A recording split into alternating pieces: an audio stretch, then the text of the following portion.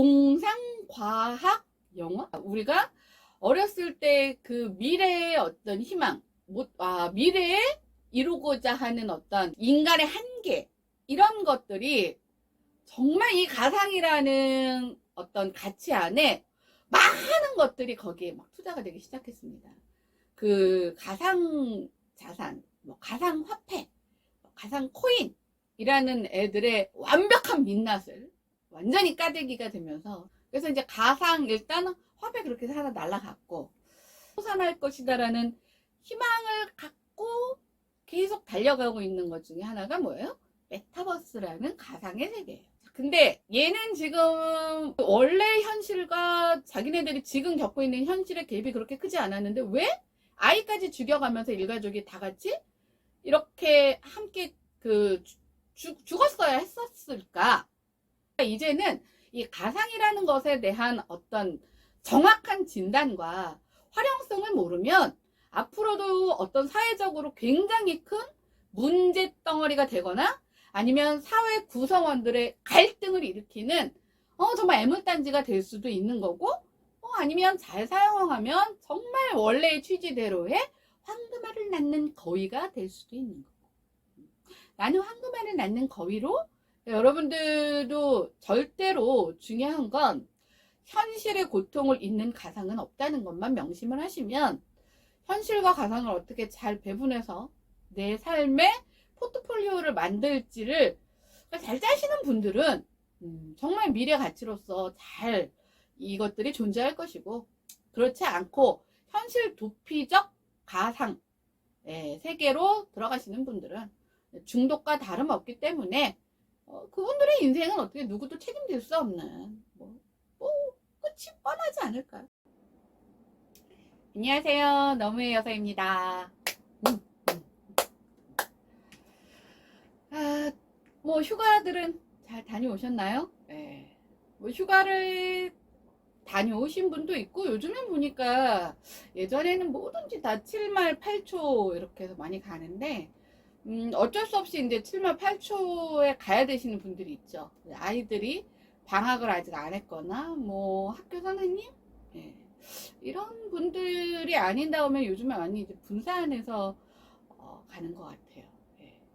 네. 제가 어제 간만에 이제 저녁 때 몇 년 만에 제가 바깥을 나갔는지 모르겠어요.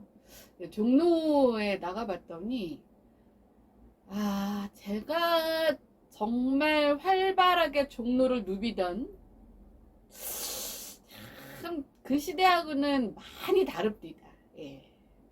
저희가 어제 식사를 양꼬치집을 갔었거든요. 근데 저희가 5명이에요, 친구 5명. 예약을 하고 갔는데, 제 친구들이 다 그 얘기를 합디다. 다들 우리 막내 동생도 너무 차이 나는 막내 동생이거나 자식 버린 애들이 다 있다야. 우리 딱 그 중앙에 앉아서. 근데 참 많이 바뀌었더라고요. 근데 저는 사실 코로나 동안 2년 동안 거의 바깥을 안 나갔거든요. 근데 2년 만에 나가서 되게 많이 복잡하고, 어저께가 사실 이제 불금이라고 해서 그럴 줄 알았더니 생각보다 그냥 식당에는 좀 사람이 많았는데, 이제 술을 많이 안 마시니까 이제 좀 조용한 카페를 찾았어요. 도대체 이제는 시끄러운 데서는 말을 하는 것도 힘들고, 말을 듣는 것도 힘들고, 주문을 하는 것도 힘들고, 직원을 부르는 것도 힘들고, 그래서 조용한데 이제 가서 토크를 하다가 왔는데, 딱 10시 되니까 이제 가라고, 헤어져야 할 시간이라고 해서 집에 빨랑 왔습니다. 이게 참 20년, 30년 전하고는 아무리 이제 코로나가 풀리고 이제는 시간 제한 같은 거 없잖아요. 근데도 이제 한번 뭔가 이렇게 어떤 현실의 그 방향이 한번 확 바뀐 이후부터는 물론 이제 술집은 계속 사람이 많긴 한데 그 외에는 굉장히 좀 한산하고 내가 알던 종로 같지는 않다. 그래서 좀 뭔가 좀 씁쓸하기도 하고, 예. 좀 하여튼 마음이 좀 오묘했습니다. 오묘했어요. 근데 오늘 왜 이 얘기를 하냐? 제가 오늘 할 주제는 여러분들은 어렸을 때 무슨 우리가 하나온 말로 뭐 공상과학 영화? 공상과학 만화. 그렇죠? 아니면 공상과학은 아닌데 미드 중에 전격 제트 작전 뭐 이런 거 있어갖고 지금으로 치면은 자율주행차인 거죠. 키트. 자율주행차가 이제는 어느 정도는 뭐 현실적으로 드러나기는 했지만 사실 그 자율주행차를 보고 우리는 공상과학 이렇게 말하지 그거를 가상 그쵸? 이렇게 말하진 않았단 말이에요. 제가 어렸을 때 많이 봤던 뭐 만화 중에는 이상한 나라의 폴 이런 만화가 있었어요. 뭐냐면 어떤 이상한 세계에 무슨 일이 생기면 현실의 시계가 딱 멈춰지는 거야. 모든 사람들의 시계는 오늘이 7월 9일이면 7월 9일 오후 5시에 딱 멈춰지고 나하고 주인공 뭐 나나 그다음에 딱꾸리 삐삐 요렇게 걔네들만 무슨 일이 막 벌어지고 있는 세상 속으로 가고 이거는 뭐예요? 이거를 공상과학 이렇게 말하진 않아요. 그쵸? 마이클이 탔던 키트는 자율주행차 그거는 우리가 공상과학이라고 말하지만 그쵸? 그 다음에 예전에 저희가 봤던 만화는 아니고 그걸 뭐라 그래야 되나 영화 미드 헐크가 있었어요. 헐크 그 주인공 이름이 데이빗인가 아유 잘 모르겠다. 하여튼 멀쩡하게 생긴 이제 청년이 완전히 이제 극단적으로 빡치면 헐크가 돼서 웃돌이 다 찢어지고 막 머리는 뭐 이상한 단발머리 같은 거 나오고 하여튼 그런 게 있었단 말이에요. 이거를 우리는 또 공상과학이라고 말하진 않아요. 그렇죠? 그리고 또 뭐 소설 중에도 뭐 우리가 우주를 갔어. 우주 비행선을 타고 우주를 갔는데 우주에 뭐라 그러죠? 불시착을 했어. 뭐 이런 소설도 있지만 완전히 뭐 환타지 소설 같은 것도 많잖아요. 그러나 뭐 생각이 안 나. 책을 읽어본 적이 없어서. 하여튼 근데 우리가 그것을 구분할 때 공상과학이라고 말하는 경우도 있지만 환타지 뭐 이렇게 말하는 것도 있습니다. 그러면 이 둘의 차이는 뭘까? 분명히 공상과학도 과거 30년 전에는 그 당시에는 불가능한 거잖아요. 그 당시에는 자동차가 기아가 있고 그 다음에 그때는 뭐 오토매틱도 별로 없었어. 다 이렇게 수동으로 이렇게 하고 핸들 이렇게 돌리고 뭐 이런 차였죠. 그 다음에 지도를 보면서 가야 되고 근데 그 당시에 자율주행차라는 컨셉은 우리가 환타지라고도 말할 수 있었겠지만 공상과학이라고 말은 아니면 과학? 미래? 뭐 이런 거로 볼 수 있었던 건 뭐냐면 어느 정도로 현실이 가능한 부분이 일정 부분 틀림없이 존재했기 때문이라는 거죠.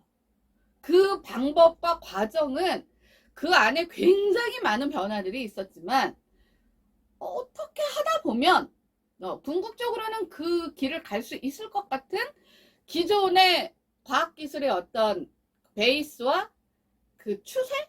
흐름? 사실 이런 게 있는 거예요. 근데 사실 뭐 헐크나 이런 것처럼 갑자기 이상한 나라의 폴, 그렇죠? 뭐 요술공주 셀이 이런 것처럼 갑자기 내가 지금 뭔가 필요해.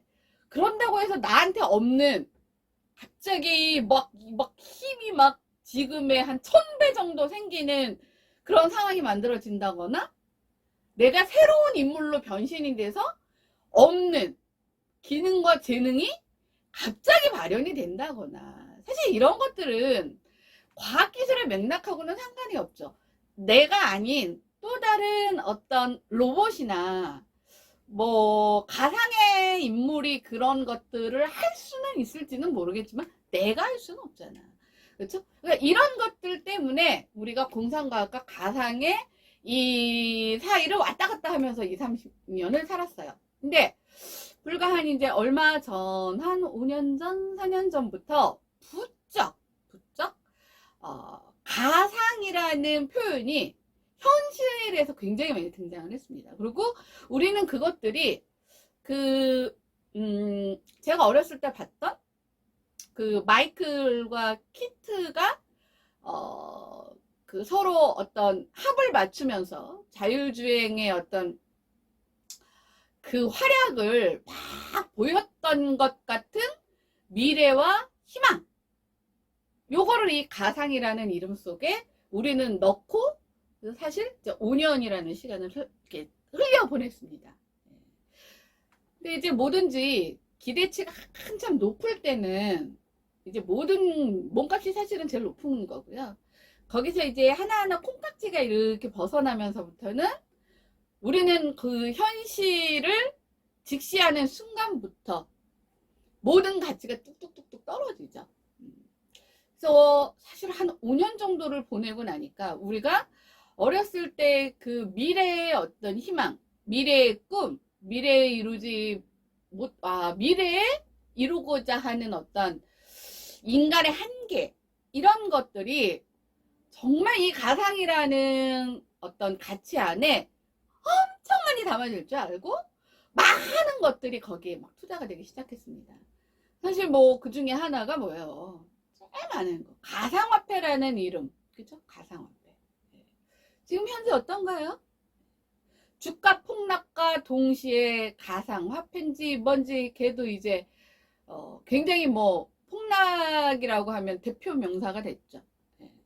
거기다가 무슨 김치코인이라고 그랬고 루나하고 테라코인, 그게 이제 불과 한 2달 전에 갑자기 애가 아주 그냥 확실한 사기템으로 등장을 하면서 그 가상 자산, 뭐 가상 화폐, 가상 코인이라는 애들의 완벽한 민낯을 완전히 까대기가 되면서 사실 뭐 그것뿐만 아니라 이제 여러 가지 원인이 있었겠지만, 그래서 이제 가상 일단 화폐 그렇게 하나 날라갔고, 이제 두 번째가 아직까지는 얘 실체가 완벽하게 드러나지는 않았어요. 네, 완벽하게 아직도 이 안에는 우리가 꿈꾸는 우리의 희망과 미래와 비전이 아직도 이 안에서 굉장히 많이 뿜뿜뿜 솟아날 것이다라는 희망을 갖고 계속 달려가고 있는 것 중에 하나가 뭐예요? 메타버스라는 가상의 세계예요. 근데 얘는 지금 기술적으로 제가 뭐 메타버스에 대한 그 기술자가 아니다 보니까 완벽하게 이해는 하지 못했습니다만 나는 모르잖아요. 그러니까 막 메타버스 안에서 막 이런 것도 되는 거 아니야? 아니 이런 거 하면 얼마나 좋아? 뭐 그랬더니 현재 기술로서는 하나도 구현될 수 있는 게 없더라고요. 그러니까 막상 나도 꿈꿨을 거 아니에요. 메타버스라는 환경 안에서 이런 것도 하면 저런 것도 하면 그래서 황금알을 낳는 거위 마냥 막 꿈꿨는데 현재 2022년 이 7월의 이 현재에서는 내가 꿈꾸고 구현하고자 하는 것들은 기술적으로 아직은 안 된다는 전문가의 진단을 받았습니다. 그러니까 여전히 뭐예요? 그냥 게임하고 거기 뭐 물건 뭐 이렇게 해갖고 뭐 부동산 뭐 이런 거 해갖고 뭐 사고 팔고, 그것도 뭐 게임 예전에 우리 아들이 한참 막 이 온라인 게임 할 때 하는 뭐 그런 거 하고 뭐 별로 다르지 않더라고. 좀 더 정교해지고 그 배경이 사실은 어떤 게임 캐릭터가 아니라 어떤 현실하고 이게 뭐 같이 좀 부합이 되는 부분이 있다라는 거 말고는 별반 다르지 않아요. 그 다음에 또 하나가 뭐 엔터테인먼트 쪽인데, 사실 실제로 지금 주식에서 예, 그 엔터테인먼트의 주가뿐만 아니라 뭐 지금 다 떨어지고 있긴 하지만 특히 이제 BTS 같은 경우가 담겨져 있는 소속사 이름이 뭐냐 하여튼 있어. 예. 거기 보면은 제가 알기로는 BTS를 제외하고 나머지 게임 산업, 뭐 메타버스를 활용한 뭐 다 그런 거겠죠. 그 온라인으로 할 수 있는 뭐 공연 뭐 이런 것들은 거의 대부분 다 적자를 받더라고요. 근데 이제 BTS가 그 이상을 이렇게 해줬기 때문에 그 이제 유지가 되기는 했는데, 사실 생각해 보세요. 지금 모든 엔터테인먼트에서 거의 무슨 이게 뭐라 그럴까요? 우리의 이제 내일의 비전이라고 해서 모든 투자를 그쪽에 굉장히 많이 몰입해서 하고 있는데, 실제로 성과는 하나도 돈을 못 벌고 있다는 게 이게 지금 현재의 성과입니다. 물론 모든 것들이 지금 내가 한 3년 투자했다고 해서 4년 뒤부터 돈을 팍팍팍 버는 그 구조는 그렇게 많지 않아요. 근데 제가 봤을 때는 아까 제가 처음에 말씀드렸던 것처럼 이게 지금 현재의 위치에서 그 기대치보다 이제는 그 실질적 민낯이 점점 더 까보여지는 저는 단계라고 생각을 하기 때문에, 도대체 이놈의 메타버스가 지금 현재 시점에서는 우리가 꿈꾸던 그 꿈과 희망과 미래의 반짝반짝함은 아니지 않을까? 라는 생각이 들었습니다.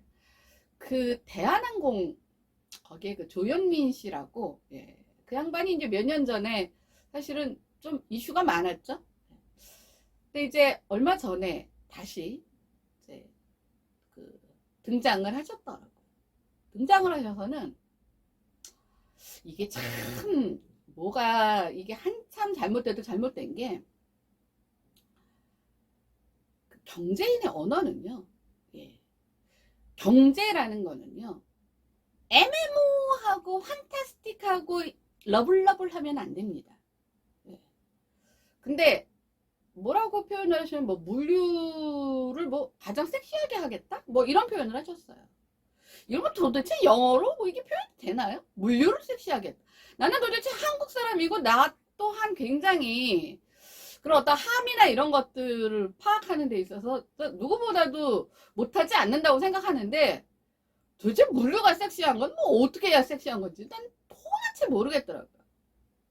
근데 그 다음 이제 밑에, 자 그거는 이제 아주 큰 어떤 시그널 같은 메시지였고, 그럼 그 밑에 뭘 하겠다가 쭉쭉 나왔을 거 아니에요. 근데 그 뭐 보니까 뭐 메타버스를 활용해서 뭐 택배와 뭐를 하겠다는 건지 나는 하나도 모르겠지만, 뭐 게임과 뭐를 접목을 해서 뭐를 하고, 그 다음에 이제 그 안에서도 뭐 어떤 뭐 물류와 뭐 이걸 NFT로 해서 맞아.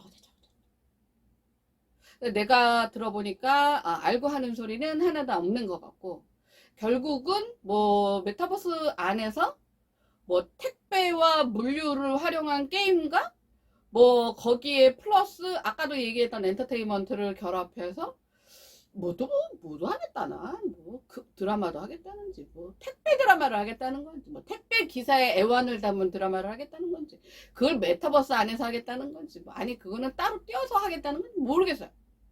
하여튼 그게 총체적으로 물류가 섹시한 뭔가 봐요.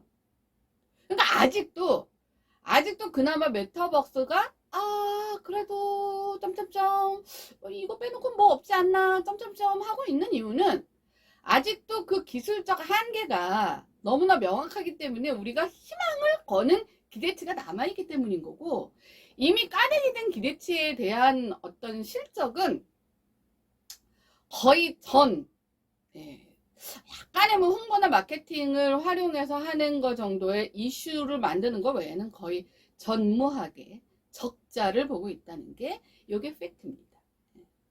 그 다음에 이제 또 가상해서 우리가 또 가상하면은 또 아주 확실한 가상으로 등극하셨던, 몸값이 아주 무거우셨던 분이 계시죠. NFT. 요거 내가 작년 12월인가? 올해 초인가? NFT에 대한 거를 했을 겁니다. NFT가 정말 과연 대체 불가인가? 사실 NFT는요, 다른 거 다 필요 없어요. 이게 대체 불가가 되느냐, 안 되느냐에 핵심이 있는 겁니다. 근데 뭐 사실 그 안에, 제가 이게 기록을 다 일일이 찾아보면서 방송 준비를 할 수 없잖아. 할 수 있다고 해도 그 기사를 언제 어떻게 다 찾아. 근데 이제 몇 건의 NFT라는 것을 이제 던져놓고 친 사기가 몇 번 있었고요. 그 다음에 하나가 이제 이거는 분명한 게 있었어요. 그 우리가 알고 있는 NFT에서 그 최초의 NFT를 그 트윗의 그 창시자가 맨 처음에 올린 그 트윗의 글 한 줄 이거였잖아요. 그게 이제 그 당시 아마 34억 이렇게 제가 알기로는 측정이 된 걸로 알고 있습니다. 아 근데 그것에 대한 요게 또 이제 민낯이 확 벗겨지는 순간이 있었죠. 한 2달 전인가요? 그거를 이제 경매 사이트에서 어떻게 했나봐 했는데 이제 이 34억의 그것을 소유하고 있던 사람이 자기 딴에는 한 10배 한 320억? 아니야 운 좋으면은 한 500억 하고 이제 경매에 내놨나 봐요. 근데 실제 낙찰가는 얼마였을까요? 어머나 나 요거 물어봤는데 맞추는 사람이 한 명도 없었습니다. 요게 아마 내가 알기로는 34만 원인 걸로 알고 있어요. 34만 원. 34억에서 34만 원의 갭은 엄청나게 크죠. 근데 이게 뭐냐면 현실이라는 겁니다. 그러니까 우리가 가상이라는 어떤 현실에 존재하지 않는, 그러니까 이거는 미래과학이 아니라 현실에 존재하지 않는 것에 대한 기대치가 이만큼 있을 때는 그것에 대한 가치 부여가 거의 뭐 부풀어 풍선껌 이상으로 이제 부풀었다가 이제 이게 실제로 그러면은 조금씩 현실과 이 접목 마찰이 되는, 그러니까 맞닥뜨려지는 부분이 많아지면 많아질수록 뭐가 되는 거예요? 현실화가 되는 거예요. 근데 요 일이 사실은 불과 몇 달 전에 발생을 했습니다. 그리고 나서 뭐 아직도 뭐 어디 게임 상황에서, 게임은 아니고 메타버스 상황에서 어디 이제 부동산처럼 최근에 어디 무슨 땅을 갖다가 뭐 3천만 원을 내놨대나 어땠잖아 뭐 그렇게 얘기가 나왔어요. 근데 그 3천만 원에 그 내놨던 토지를 뭐 누가 샀는지 팔았는지 뭐 그럼 얼마에 팔렸는지 뭐 그것에 대한 후속 보도는 일단 없습니다. 그냥 항상 보면 내놨다. 그리고 그런 것들도 가능하다만 나와요. 근데 실제로 문제가 생기려면 이런 것들이 실제로 경매에 나와서 실제 어떤 현상으로 확 결과물이 나오지 않는 이상은, 근데 그 누가 도대체 3천만 원을 내놨는지 뭐 3천만 원을 팔렸다는 얘기인 건지는 모르겠지만 이런 현상들이 왜 벌어질까? 왜 불과 한 2년 사이에, 이 2년 사이가 어떤 사이예요? 전 세계가 공동으로 겪었던 굉장히 힘든 팬데믹 상황이었죠. 모든 현실이 다 과거로 돌아가거나 아니면 과거보다도 못할 만큼. 왜 과거보다 제가 못하다고 말씀드리냐면요. 경험하지 않았을 때보다 한 번 진하게 좋은 맛을 보고 다시 과거로 돌아가면요. 체감적으로 느끼는 건 똑같은 그 고통을 줘도 그 체감적으로 느끼는 고통의 그 강도는 훨씬 더 셉니다. 그래서 여러분들 아시죠? 그 화장품 같은 거 팔 때나 뭐 소고기 같은 거 팔 때나 뭐 이런 거 할 때 맨 처음에 이제 손님이 오면 어머 손님 뭐 어떻게 드세요? 그러면 뭐 세럼 하나 사고 싶은데요. 그러면 제일 비싼 세럼을 먼저 그 테스트하게 해준다는 거. 그럼 막 샥 바로 막 실크 같은 거 손 들고 샥 실크 같은데 그 이건 얼마예요? 그럼 아우 이게요 좀 가격이 비싼데 뭐 그만큼의 가볍고 하고 짜죠. 가격이 너무 비싸. 그래서 아니 이거는 조금 요거보다 조금 요거보다 다운된 그 제품은 없나요? 그러면 아 그러면 하고 다음 거 꺼내면 어때요? 아까 처음에 맛본 게 기준이 돼버리기 때문에 그 다음 것도 만약 객관적으로 보면 굉장히 좋은 품질일 수도 있지만 내가 그쵸, 체감적으로 느끼기에는 아까 보면 뭔가 후져 보여. 이게 이제 마케팅의 하나의 전략이란 말이에요. 그러니까 우리가 그런 걸 아예 경험해보지 못하고 뭐 해외여행이 뭔 소리야 야 비행기 한번 타면은 막 남들이 뭐 세상에 뭐 어머 야 비행기 어떻게 타? 뭐 야 비행기 탈 때 신발 벗고 타야 되는 거 알지? 그럼 정말? 그런 거야? 그럼 거기 슬리퍼도 줘? 막 이랬던 시대에는 뭐 해외여행 못 가는 건 당연한 거예요. 국내 여행갈 지금 여력도 없는데 뭔 놈의 해외여행이야.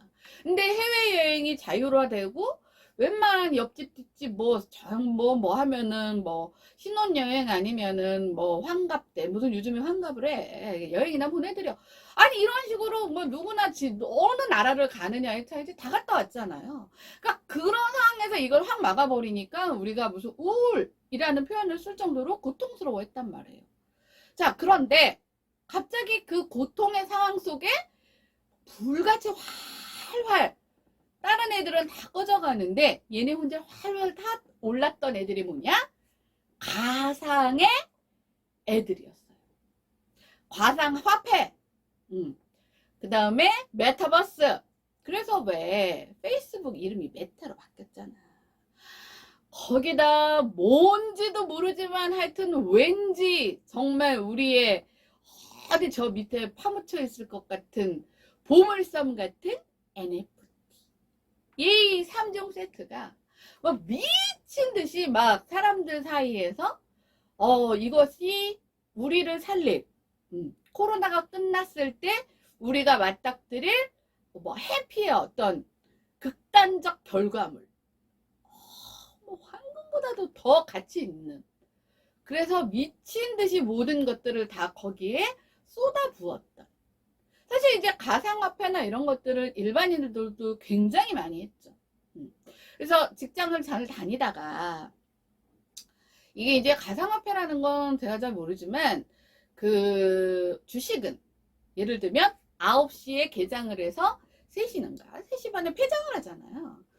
근데 이제 요즘에는 뭐 그 우리가 서학개미라 그래서 뭐 외국에 있는 어떤 주식 현황들도 보기는 하지만 아무래도 이제 한국 그 주식시장이 더 우리 입장에서는 더 가까우니까 그러면 3시 반 이후는 퇴근이 돼요. 그래서 저 아시는 분도 이렇게 무슨 통화하다 야 나 출근해야 돼 막 이래요. 그러면 9시야. 야 나 이따 퇴근하고 전화할게. 그러면 3시 넘어서야. 뭐 이런 식으로 그래도 이게 어떤 딱 타이밍에 어떤 그 이렇게 골든타임이 정해져 있잖아요. 근데 가상화폐는 그러지를 못하다 보니까 수익성만 생각하면 노동의 가치는 너무 보잘것없고 가성비 완전 떨어지는 그래서 이제 다니던 회사를 그만두고 이제 가상자산에 올인해서 뭐 저도 봤어요. 야 어떻게 그 공중파에도 그런 게 나오는지 가상자산에 투자를 해서 뭐 2천만 원으로 투자를 시작을 해갖고 뭐 몇 달 사이에 20억을 벌어서 이 사람이 회사를 그만두고 그다음에 이제 오피스텔 같은데 작은 룸 하나를 얻어요. 그래서 거기서 하루 종일 이제 가상 자산 걔만 들여도 보고 앉았는 거야. 사고 팔고.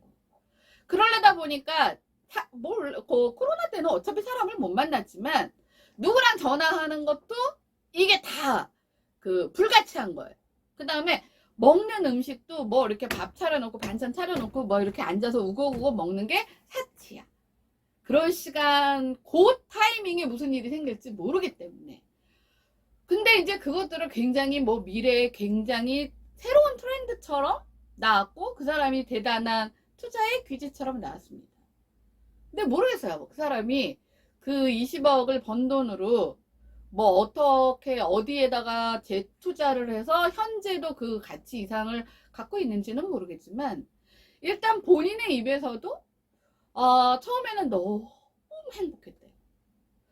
아침에 뭐 몇 시까지 일어나야 되는 뭐 알람 벨 막 여러 개 맞춰놓고 막 눈 비비면서 그럴 필요도 없고, 그 다음에 뭐 몇 시까지 출근을 안 하면 뭐 이제 근태나 이런 것들에 대해서 평가를 안 받아도 되고, 꼴보기 싫은 사람 안 만나도 되고, 밥도 나 혼자 먹고 싶을 때 나 먹고 싶은 거 먹어도 되고, 너무 해피했는데, 그 사람이 아마 그 방송에 나온 시점이 한 2달?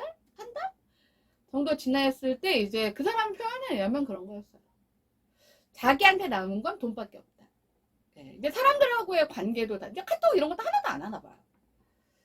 근데 그 당시는 그래도 남는 게 돈밖에 없다 할 만큼 뭐 돈이라도 좀 벌었나 보죠? 근데 그 돈은 그런 사람들이 가만히 묵히고 있진 않았을 거 아니에요. 재투자에 재투자를 했겠죠. 그래서 현재 그러면 상은 어떤가? 아무도 몰라요. 근데 그 사람의 삶은 뭐예요? 본인의 입에서도 피폐라고 말할 정도로 굉장히 황폐하게 있었습니다. 근데 이제 그게 코로나라는 것 때문에 별로 크게 피폐라고 내가 자각을 안 해도 되고, 어차피 사람 못 만나지 않아. 그러면 어떤 안식처? 도피처? 이런 개념으로 들어와 있을 수도 있는 거예요. 그 다음에 아까도 말씀드렸던 것처럼 일반인들이 막 활용하진 않아요. 사실 메타버스나 NFT를. 근데 메타버스나 NFT는 주로 어떤 사람들, 그렇죠? 어떤 경제활동을 하는 사람들 중에 뭐 홍보나 마케팅의 새로운 수단으로 사용하는 분들도 있고, 아니면 이제 게임하고 접목해서 뭐 어쩌고저쩌고 하는 이제 게임 산업하고 관련된 주로 산업 분야에서 많이 메타버스나 NFT를 활용을 하죠. 근데 제가 아까도 말씀드렸지만 적어도 2년, 3년 사이에 메타버스를 활용해서 뭐 온라인 공연도 했다, 뭐 아무개 팀이 뭐 온라인 공연을 했다, 돈 벌었다는 그 수익 구조에서는 다 마이너스인 거예요. 이건 실제로 여러분들도 찾아보시면 알 수도 있겠지만, 이게 참 어려운 게 뭐냐면 그 매출 구조가 이렇게 있는데, 그 중에 NFT나 메타버스로만 수익을 따로 막 이렇게 공시를 하는 케이스가 그렇게 많지 않은가 봐요. 근데 제가 이걸 어떻게 알게 됐냐면, 저조차도 그 하이브? 예. 이게 뭐 이게 왜 하이브라고도 하고, 뭐 어디에는 또 빅히트 뭐 엔터테인먼트 이렇게 나오는데, 이제 BTS 때문에 나온 거예요. 뭐냐면 그 하이브에서 여태까지 뭐 이제 성장의 동력, 그 다음에 그 구조, 그쵸, 수익 구조의 90% 이상을 다 BTS가 했는데, 얘네들이 이제 뭐 군대를 가고 저저저 하면은 뭐 저저저거 되는데, 실제를 까보니까 게임 산업, 뭐 엔터테인먼트 산업, 메타버스, 뭐 NFT, 걔네들은 다 수익이 많이 났습니다. 그러니까 결국은 뭐냐면, 현실 속에서 움직이는 사람들이 현장을 돌아다니면서 노동의, 그 사람들 입장에서도 노동이죠. 노동의 가치로 버는 돈 외에는 우리가 흔히 말하는 가상이라는 것은 아직까지 돈을 번 적이 없어요. 그 다음에 아까도 말씀드렸던 처음에 34억에서 34만 원. 그 다음에 한동안 그 일론 머스크가 뭐 트위터를 뭐 자기가 100% 인수를 하겠다고 해갖고 뭐를 할래 마나 막 얘기가 많이 나왔었거든요. 근데 어느 순간 또 쏙 들어갔어요. 몰라요, 제가. 사실은. 그 중간 단계 이후는 사실 전 모릅니다. 근데 제가 이 시간을 준비하기 위해서 굳이 찾아보면 알 수도 있었겠죠. 근데 제 입장에서는 그걸 굳이 알고 싶지도 않아요. 왜? 별로 뭐 뭐가 어떻게 됐을지 대충 감이 잡히기 때문에. 그래서 그럼 왜 이런 것들이 정말 우리가 전 세계가, 거기다 전 세계가 뭐 팬데믹 그래서 끝나면 세상이 바뀔 줄 알았는데 세상이 바뀌긴 했죠. 갑자기 그렇죠. 전쟁이라는 예, 그 복병이 갑자기 터지면서 전 세계가 인플레이션이 오고 그다음에 지금은 뭐 스태그플레이션, 뭐 아래 공포 난리잖아요, 난리잖아요. 지금 그래서 뭐 부도를 앞두고 있는 나라들도 있고 그다음에 뭐 이러다가 뭐 에너지 전쟁이 나느니 식량 전쟁이 나느니 나는 너무 속상한 게 빵플레이션, 빵플레이션.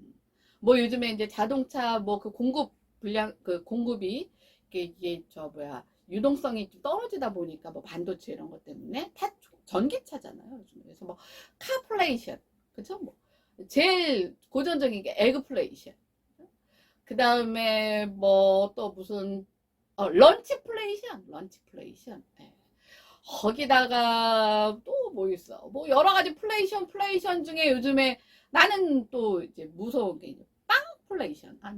나는 빵이 세상에서 제일 좋은데 빵플레이션 어떡할 거야? 거기다가 이제 뭐 우리나라 같은 경우는 다음 학기부터는 등록금도 오른다, 뭐 전기세도 오른다, 뭐 이건 에너지 때문에 어쩔 수, 뭐 도시가스도 오른다, 뭐 그다음에 거기다가 기후까지 난리를 치는 바람에 뭐 수도요금도 오른다, 뭐 오른다, 뭐 오른다라는 얘기밖에 없잖아요. 그럴 때, 자, 이런 것들을 예측을 하지는 못했지만 전쟁이나 이런 것들을 어느 정도 경제학자들은 다 예측하고 있었습니다. 이렇게 전 세계가 코로나라는 것 때문에 미친 듯이 돈을 풀었으면 그 다음에 금리는 경제의 어떤 침체를 막기 위해서 성장을 위해서 저금리 기조로 가면 분명히 문제는 터진다라는 걸 웬간한 경제학자들은 다 알았고 거기서 이 현실적인 그러면 고통을 어떻게 하면 극복할 수 있을까에 대한 점으로 뭐가 생겼냐? 가상이 생겼다? 이게 나의 분석이다. 이 얘기인 거예요. 이게 왜냐면 우리가 심리적으로 그 뭐 인터넷 중독, 마약 중독, 요즘에 그 마약 중독도 굉장히 많이 생겼더라고요. 네, 마약 중독. 근데 그거 아세요? 그 태국에 가면은 그 카페에서도 막 대마초 이런 차를 팔고요. 하여튼 그런 데네. 나 한국 사람도 조심하라고 나오더라고요. 거기다가 스마트폰 중독, 그렇죠? 네. 그 다음에 게임 중독, 도박 중독, 알코올 중독, 또 무슨 중독이 있나? 쇼핑 중독. 그러니까 우리가 땡땡 중독이라고 하는 그 모든 카테고리의 그 중독 안에는 어떤 기저가 다 공통적으로 들어있냐면 고통스러운 현실로부터의 도피! 이게 들어가 있다는 거예요. 그래서 이 중독의 그 상황에 노출이 되면 이 뇌가 내가 뇌과학자가 아니라서 참 설명이 어려운데 뇌가 이게 이제 환각의 상태를 맛본다는 거죠. 그게 뭐 호르몬적으로는 도파민이라고 해서 뭐 그런 호르몬도 이제 뭐 존재가 이렇게 막 뿜뿜뿜뿜 이렇게 막 나온대잖아요. 근데 이제 그런 것처럼 우리가 보통 보면 이렇게 제가 말씀드렸던 그 중독이라는 것들에 빠지는 원인이 내가 현재의 현실이 굉장히 해피하고 즐겁고 그 다음에 뭔가 희망이 있고 거기에 열정이 있고 몰입을 할 수 있는 상황에 중독이 걸리는 법은 없다는 거예요. 보통 중독으로 빠지는 그 원인은 내가 처한 현실이 죽을 수는 없어. 죽을 용기도 없고 어떻게 죽어야 될지도 모르겠어. 살기는 살아야 되는데 지금 이 현실에서는 도저히 살 수가 없어. 그때 어떤 도피처가 있다면 나는 그 도피처로 빠져들 거야. 이상한 나라의 폴처럼. 그게 뭐예요? 그게 사실은 땡땡 중독들이에요. 그래서 그 중독 그 안에 있는 그 상황 있죠. 도박 중독이면 도박을 하는 상황. 그렇죠? 게임 중독이면 게임을 하는 상황. 쇼핑 중독이면 쇼핑을 하는 상황. 또 탁탁 뭐 이거 살까 저거 살까 하는 상황. 그다음에 마약 중독이면은 그 마약이 몸 안에서 그 투입이 돼서 하는 상황. 이 모든 상황들은요, 현실의 고통으로부터 다른 세계로 나의 정신 세계를 도피시키는, 즉 뭐냐면 이 안에는 그래서 모든 것들이, 그러니까 어떤 것들이 포함이 되냐면 환각, 환시, 환청, 이런 것들이 같이 수반이 됩니다. 그래서 뭐 헛소리가 들리고, 누가 이제 뭐 자꾸 뭐 너 해야 돼 막 이런 말소리가 막 들리고, 내 눈앞에 그렇지 않은 것들이 자꾸 막 왔다 갔다 하게 보이고, 이게 결국은 뭐예요? 현실에서, 그쵸? 가상, 즉 존재하지 않는 제 사회의 어떤 정신 세계로 몰입이 됐다가, 그 다음에 결국 궁극적으로는 뭐예요? 피폐로 사망도 이룰 수 있죠. 얼마 전에 그 무슨 신종 마약 해갖고 그 2명 죽었잖아요. 근데 저는 그 마약이 즉사를 하는지는 몰랐어요.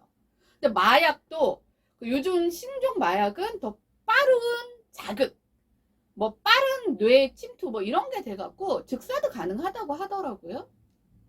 그래서 우리가 가상이라는 것들을 꿈꾸는 거에는 흔한 말로 굉장히 지금의 힘든 현실을 벗어나서 뭔가 새롭고 아름답고 희망적이고 그 다음에 핑크빛 비전으로 가상을 생각하지만, 그게 현실이 만약에 굉장히 지금 모든 게 탄탄하고 잘 나가고 경제 성장률도 막 쭉쭉 막 고용률, 뭐 취업률, 뭐 이런 것들도 잘 나가고, 그다음에 내가 현실 안에서 할 수 있는 모든 것들이 잘 구현이 될 때는 가상에 홀릭하지 않아요. 근데 우리가 가상에 홀릭했다는 건 이미 우리가 인간이 본능적으로 이 현실이 거의 지금 죽어가고 있다. 그렇다고 내가 죽을 순 없잖아. 그러면 그 다음 도피처를 찾는 게 가상이었다는 거예요. 그래서 가상은, 이거는 제 개념이지만, 가상은 우리가 로봇이나, 그러니까 대체를 해줄 수 있는 로봇이나, 그 다음에 과학기술의 발전과는 다른 개념이라는 거예요. 그런 것들이 조금씩 현실 속에서 까대기가 되면서 그 가상 때문에 이 현실에 내가 정말 마지막 끈이라고 잡고 있었던 것들을 가상에 던졌다가 그 가상이 현실로 돌아오면서 사실 죽음까지 오는, 이번에 그 일가족, 그 조윤아 학생의 일가족이 사실은 뭐 이 얘기는 또 여기서는 하고 싶지 않습니다만, 사실 뭐 가상 그 뭐 화폐인가 거기에 투자했다가 뭐 어쩌고저쩌고 얘기가 많이 나오더라고요. 근데 이게 만약에 내가 그 가상이라는 것 이전에 이분들이 뭐 그닥 그렇게 대단하게 이렇게 현실적으로 굉장히 부유한 생활을 하신 분들이 아니에요. 그래서 굉장히 의문이 뭐였냐면, 우리가 막 럭셔리로 살다가 갑자기 훅 떨어지면은 사실 그 갭이 크다 보니까 그럴 수 있잖아요. 근데 이 사람들이 결국 그렇지는 않았는데, 아니 그러면은 그 원래 현실과 자기네들이 지금 겪고 있는 현실의 갭이 그렇게 크지 않았는데 왜 아이까지 죽여가면서 일가족이 다 같이 이렇게 함께 그 죽었어야 했었을까? 근데 이제 그 원인을 찾는 것 중에 하나가, 저는 그게 가상이라는 마지막 카드를 썼는데 그 카드마저도 현실의 어떤 그 가장 고통스러운 순간과 이게 딱 만나게 되면서 더 이상은 없구나라는 어떤 극단적인 상황에 몰린 게 아닌가라는, 저는 사실 그런 생각을 합니다. 그러면 우리가 어렸을 때는요, 막 그런 거 굉장히 많이 보잖아요. 동화책 이런 거 보면은 다 가상이잖아. 다 가상. 거의 가상이 아닌 게 어딨어. 다 가상이지. 가상인데 근데 그런 걸 보면서 우리는 뭐 가상 때문에 뭐 현실과 맞닥뜨려서 고통스러워 이렇게 말하지 않죠. 아이들은 그 가상을, 그 환타지를 통해서, 우리는 그걸 환타지라 보고 환타지를 통해서 꿈을 꾸고 그 다음에 뭔가 아름다운 상상을 하고 거기서 창의력이 생기고 하죠. 그럼 그 차이는 뭔가, 아이들은요 현실의 그 고통을 아직 맛보기 이전이라는 거죠. 아이들이 그 그 당시에 발달 과정에서는.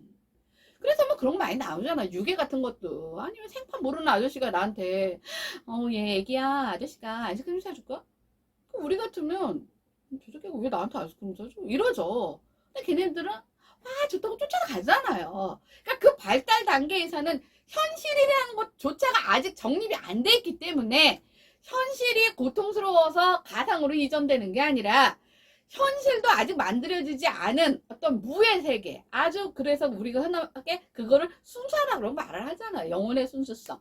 그 순수성 안에 그런 판타지가 들어가면 그 아이들의 영혼의 영감이 이렇게 막 만들어지면서 창의적이고 창조적인 굉장히 어떤 양의 방향으로의 어떤 상승이 이루어지는데 그게 이제 성장을 하고 현실을 인지하고 현실을 파악을 하고 그 현실이 나한테 고통스러운 순간에 그것들로 빠져버리면 그건 뭐예요?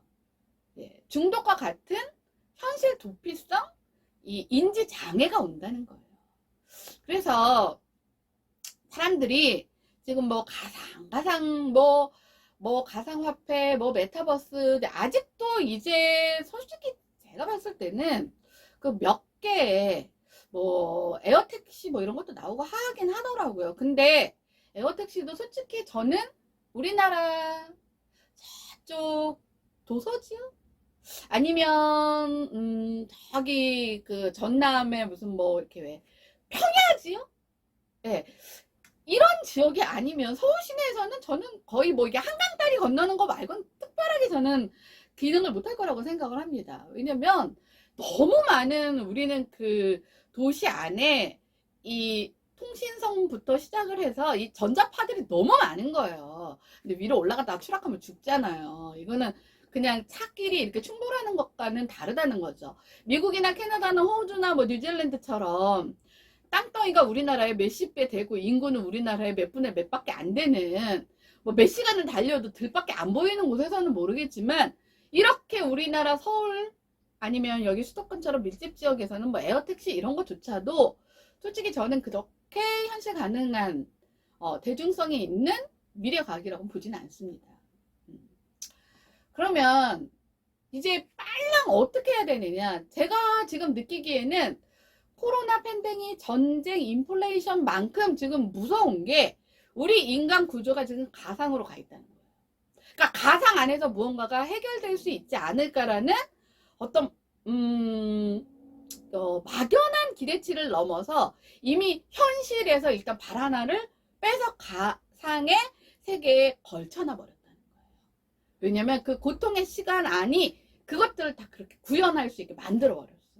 그러면 가상은 과연 쓸모가 없는 걸까? 그렇지 않다는 거예요. 지금 모든 메타버스를 너무 엉뚱한 방향으로 쓰고 있어요. 그러니까 기업 입장에서 산업 구조를 계속 업그레이드 시키고 거기에서 생산을 해서 뭔가 이 수익을 창출해야 되는 기업 입장에서는 이 메타버스라는 이 환경은 무조건 써야 되는 거예요. 왜? 이미 열렸기 때문에. 근데 지금도 쓰고 있는 게 현실에서 할 수 있는 걸 그대로 가상의 현실에서 한대. 아니 그럼 현실만큼 짜릿해요? 아니 생각을 해보세요. 내가 그 예를 들면 김남길 씨를 만났어. 그럼 내가 현실에서 만났어. 그러면 악수 한번 해봐도 돼요? 이러면서 이렇게 손도 한번 이렇게 만지면 이렇게 촉감도 느껴지고 뭔가 이렇게 뭐라 그래 그 울림도 느껴지고 하여튼 뭔가 이 오감이 작동을 하는데 가상의 현실에서는 손을 만졌을 때의 느낌 그 사람의 눈빛에서 오는 뭔가의 이 텔레파시 같은 시그널 뭐 이런 것들이 현실만큼 짜릿할 순 없잖아. 여러분들 그 공연도 가보셔서 알지만 저 실제로 저는 콘서트장이나 이런 데 많이 가봤거든요. 이게요 콘서트를 아주 리얼하게 담아서 영상으로 방송하는 최고의 스피커를 놓고 듣는 것하고요 이게 아예 차원이 다르단 말이에요. 그러니까 우리가 그 비싼 돈을 내고 콘서트를 가는 거란 말이에요. 근데 이거를 지금 가상이라는 어떤 현실 무대를 지금 현실 속에 있는 걸 그대로 가상이라는 그 현실, 가상 현실 속에서 하고 있으니 돈이 벌릴 리가 없죠. 그러면 얘네들을 돈 벌게 할 수 있는 방법은 뭘까? 뭘까요? 없을까요? 다 망해야 돼? 헛짓한 거야? 아니라는 거죠. 그럼 얘네들 안에서 할 수 있는 수익 구조는 뭘까? 이건 뭐냐면 정말 가상일 수밖에 없는 분야로 얘를 특화시켜야 된다. 이렇게 현실에서 뭐 아니면 택배 갖고 뭐 게임하는 거, 뭐 택배 갖고 하는 거, 뭐 현실의 택배가 분명히 뭔지를 아는데 현실에서의 택배가 게임에서의 택배만큼 막 그렇게 행복하고 즐겁고 뭐 그럴 수는 없는 거잖아요. 사실 고통스러운 작업이잖아요. 안 해보면 몰라요? 택배 아저씨 봐도 알지? 그쵸? 그러니까 그런 것들처럼 어정쩡하게 걸쳐져 있는 걸 단순히 게임이나 무슨 오락이나 뭐 엔터테인먼트라는 어떤 그냥 그런 현재에 있는 걸로 옷만 바꿔 입혀서는 절대 이 가상은 우리는 꿈이 될 수 없고 최악의 최상의 카드로 알고 뽑았는데 최악의 카드가 될 수밖에 없지만 이거를 실제로 정말 가상, 진짜 가상, 우리가 정말 현실에서는 맛볼 수 없는 걸 가상의 현실 속으로 들어가서 할 수 있는 분야를 찾아낼 수 있다면 이건 뭐냐면 정말 미래의 새로운 세계이고 비전일 수 있다는 거예요. 그럼 이게 뭐냐고 또 나한테 묻겠죠. 제가 이런 얘기를 굉장히 잘 하는 이제 2030 친구들이 있습니다. 제가 걔네들한테는 얘기를 해요. 근데 여기서는 얘기를 안 해요. 왠지 아세요? 내가 뭘 말하고자 하는 거에 대한 진위를 모르는 상태에서 들으면 솔깃하거든? 그럼 또 껍데기만 갖다가 베낀다? 내용물 안에 들여다보면 현재 하고 있는 것과 똑같은데 왜? 방법론을 모르기 때문에. 그리고 왜 그것이 가상의 현실에서 수익 구조를 창출해낼 수 있는 왜 심리적 기저가 그럼 심리적 기저 돈을 쓰는 사람의 소비자의 심리를 알아야 될 거 아니야. 그것을 알지 못하는 상태에서 요 하우투에 대한 방법을 디테일하게 얘기하잖아요. 그러면 얼마 있으면 이거 다 껍데기만 갖다가 붙여서 쓰기 때문에 제가 여기서는 말을 하지는 않을 겁니다. 그러나 분명한 건 사실 지금도 게임 산업이 불과 10년 전하고는 다르게 예전처럼 대박 구조를 내지 못하고 있어요. 왜냐면 이제는 뭐 그 수가 많아지고 이런 것도 있지만 게임이라는 것이 갖는 생리를 이미 알아버렸어. 그리고 너무나 많은 유사한 어떤 그런 현실과 그 분리되는 차원의 다차원적인 구조가 이미 많이 형성돼 있어. 그래서 예를 들면 예전에 우리 아들이 아주 그냥 돈을 엄청 많이 질러댔던 뭔 게임이 있어요. 근데 요즘에 그런 비슷한 구조의 게임이 하나 나왔거든요. 이것도 몇 달 전 얘기야. 근데 이미 그 게임의 세계를 현실적으로 파악한 이 지식 수준이 높은 아이들이 아니 이놈의 회사 봐라. 이거 어떻게 해서든 계속 그 게임에 돈을 쓰게만 구조적으로 만든 게임이잖아. 이런 게임은 하면 안 되지. 이런 회사에 돈 벌어도 주게 할 수는 없지. 이렇게 돼서 망했습니다. 그러니까 이게 지금의 또 다른 현실인 거예요. 그래서 정말 가상의 세계에 대한 완벽한 본질을 이해하고 그래서 이 가상 화폐도 망하고 메타버스도 망하고 NFT도 생각보다 볼 거 없고 그럼 얘네들 다 쓸데없는 짓인가? 헛짓인가? 빼야 되나? 빼? 포기해? 이젠 더 이상 투자하지 마? 로 가는 사람이 있을 것이고 그 다음에 이제 나 같은 사람은 자 그럼 얘네들을 어떤 부분에 어떤 식으로 어떻게 써야 할지를 완벽한 정말 그 심리적 소비자 고객의 심리 기저 안에서 만들어내는 사람들은 정말 이게 정말 4차 혁명의 어떤 핵심 안에 들어가 있을 수 있는 미래 비전이 될 수도 있겠죠. 근데 제가 참 이런 걸 많이 느끼는 게요. 사람들은 제가 이런 얘기를 하면 두 가지로 반응을 합니다. 하나는 이거 별것도 아닌 것 같은데 뭘 저렇게 혼자서만 이렇게 생각하는 사람이 있고요. 그러니까 내가 아주 치사한 사람이 되는 거예요. 아니면 에이 내가 보니까 말만 쭉 해놓고 방법을 얘기하는 건 보니까 없네 없어. 이렇게 얘기를 하는 사람이 있고. 근데 어떤 방법이 됐던 간에 없는데 공갈을 쳤는지 아니었는지는 시간이 지나면 알게 되겠죠. 저는 제 몸이 생존하는 한 계속 일을 할 거기 때문에 오늘 얘기했는데 내일 안 나오고 이런 거 갖고 뭐라고 하실 분은 없을 거 아니에요. 그런 게. 하지만 이게 요즘에 역주행 이런 것도 있는 것처럼 저 사람이 저거였구나라는 어떤 그런 시점이 올 겁니다. 근데 제가 왜 이런 얘기를 하냐면요. 요즘에 누군가의 지식, 그쵸? 누군가의 어떤 창의적 결과물을 너무나 아무렇지 않게 훔쳐가고 뺏어가고 당당하게 하고 양심도 없어. 포장도 안 바꾸더라고. 그러니까 이런 경험을 제가 너무 많이 해서 그렇습니다. 그리고 누굴 욕할 것도 아니에요. 어느 나라 욕할 것도 아니에요. 걔네 요즘에 제가 요 얘기를 하긴 좀 그렇지만 요즘에 그 온라인 플랫폼 중에 무슨 인이라는 게 있는데 우리가 이제 보통 보면은 유니클로나 자라 이런 것들을 우리가 굉장히 핫한 패스트 패션이라고 이렇게 얘기를 했는데 중국의 인이라는 거기가 아주 대박 성장을 했더라고요. 대박 성장. 알고 봤더니 다 뺏긴 거야. 다 뺏긴 거야. 다 뺏겨갖고 그러니까 다른 사람들은 거기 디자이너들이 같이 이제 회의하면서 디자인하고 그런 거 그냥 싹 다 없어. 그냥 남의 걸 그대로 뺏겨서 제일 싼 가격에 어차피 패스트 패션이니까 그렇게 해서 뿌린다 보니까 그냥 유행에 민감한 젊은 친구들이 가격 경쟁력이라는 게 얼마나 무서운데요.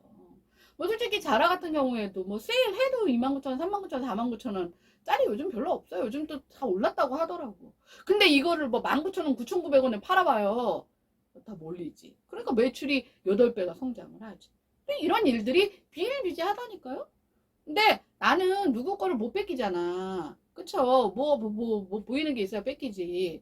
그러니까 나는 내 거는 다 순수 창작물인데 다들 그냥 뺏어서 궁리만 하고 있으니까 내가 여기서 하우트를 얘기할 수가 없죠. 그것은 절대로 있을 수 없는 일이라서 말을 안 하는 거지 공갈을 치는 건 아니라는 거. 믿거나 말거나. 자, 제가 요즘에 요즘에 그렇게 정부에서 내놓은 대책 중에 가상화폐에 투자했다가 그 투자금을 날린 사람들도 개인회생을 하는데 그것들의 영역에 포함을 시키느니 안 시키느니 아니 가상화폐는 그게 거의 도박인데 그거를 시키면 되느니 안 되느니 그게 다 국민의 세금으로 들어가는데 되느니 안 되느니 아니 또 그런 게 아니라느니 굉장히 시끄럽습니다. 그러니까 이제는 이 가상이라는 것에 대한 어떤 정확한 진단과 활용성을 모르면 앞으로도 어떤 사회적으로 굉장히 큰 문제덩어리가 되거나 아니면 사회 구성원들의 갈등을 일으키는 정말 애물단지가 될 수도 있는 거고 아니면 잘 사용하면 정말 원래의 취지대로의 황금알을 낳는 거위가 될 수도 있는 거고 나는 황금알을 낳는 거위로 나는 키울래 하니까 나는 이렇게 말을 하는 거지. 하여튼 요즘에 그 가상 때문에 가뜩이나 이 힘든 현실을 두세 배로 고통스럽게 한다는 원성이 하도 많아서 왜 이놈의 가상을 만들어 나갔고 이러느냐. 결국은 다들 돈 세탁하고 그 나쁜 놈들이 그 마약 거래가 요즘에 더 성행하고 쉬운 이유도 그놈의 가상인지 나발인지 걔네 때문에 그렇고 어쩌고 그 다음에 가상화폐를 그 법적 화폐로 만들었던 그 엘살바도르인가? 예. 그런 나라나 그거 하는데 도대체 왜 누가 저딴 걸 만들어갖고 이 난리를 이중으로 사람을 고통스럽게 하는가 하는 많은 사람들의 어떤 질문과 아우성과 그다음에 또 다른 고통, 가상의 고통을 제가 한번 오늘 되짚어서 말씀을 드렸습니다. 여러분들도 절대로 중요한 건 현실의 고통을 잊는 가상은 없다는 것만 명심을 하시면 현실과 가상을 어떻게 잘 배분해서 내 삶의 포트폴리오를 만들지를 잘 짜시는 분들은 정말 미래 가치로서 잘 이것들이 존재할 것이고, 그렇지 않고 현실 도피적 가상 세계로 들어가시는 분들은 중독과 다름없기 때문에 그분들의 인생은 어떻게 누구도 책임질 수 없는 뭐 끝이 뻔하지 않을까요? 이 얘기를 하면서 오늘 이 시간은 마치겠습니다. 현실 없는 가상은 없다는 마지막 메시지를 남기면서 다음 시간에 뵙겠습니다. 안녕.